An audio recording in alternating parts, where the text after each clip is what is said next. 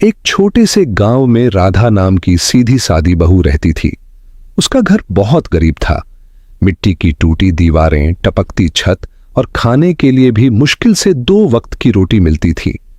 राधा का पति दिन भर मजदूरी करता था, लेकिन उसकी कमाई का ज्यादातर हिस्सा शराब और दोस्तों में उड़ जाता था।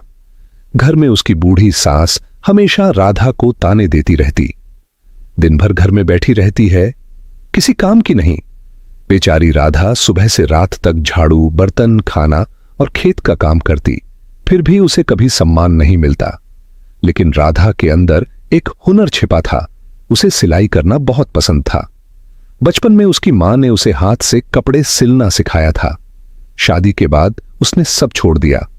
एक दिन गांव की स्कूल टीचर ने बताया कि स्कूल में बच्चों के नए यूनिफॉर्म सिलवाने हैं। राधा के मन में उम्मीद जगी। उसने डरते डरते अपनी सास से कहा, अम्मा, अगर पुरानी सिलाई मशीन ठीक हो जाए तो मैं कपड़े सिल सकती हूं। सास जोर से हंस पड़ी। अरे मोटी, तुझसे मशीन चलेगी? पहले अपना शरीर संभाल। घर वाले और गांव के लोग उसका मजाक उड़ाने लगे, लेकिन राधा ने हार नहीं मानी। उसने पड़ोस की चाची से उधार लेकर पुरानी टूटी सिलाई मशीन ठीक करवाई।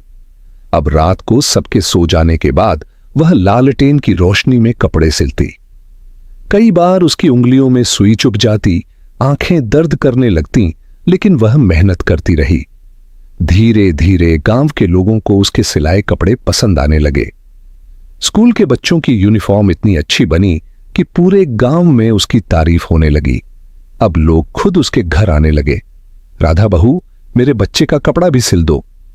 कुछ महीनों में राधा ने इतना पैसा जमा कर लिया कि उसने नई सिलाई मशीन खरीद ली। फिर उसने गांव की गरीब औरतों को भी सिलाई सिखाना शुरू किया।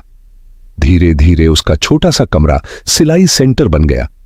गांव की कई औरतें वहां काम सीखकर अपने पैरों पर खड़ी होने लगी।